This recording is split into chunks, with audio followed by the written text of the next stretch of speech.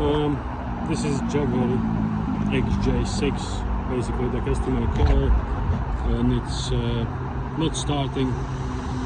The lights comes on, and basically you turn ignition on,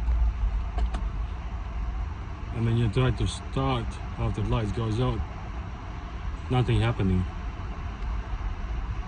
Yeah, and basically check battery. The battery voltage was a bit down, and amps are 100 amps in the battery only left. Got the new battery, test everything, check all the fuses, and basically there is those fuse boxes on the front. There is one here, the other one is the other side there, and then you have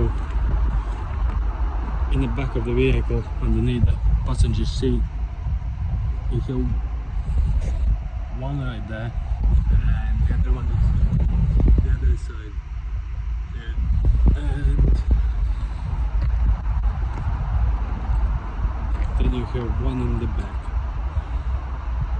And basically check out the fuses, get down to back one, and basically that was in the fuse.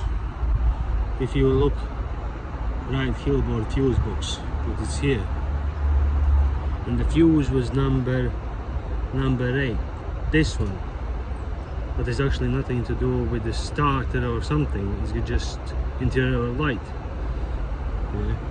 Fuse number 8, 10 amp. Change that fuse.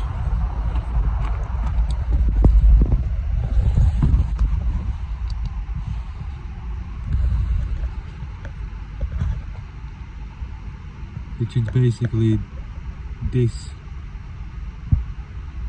fuse there, 10 amp fuse. Change that.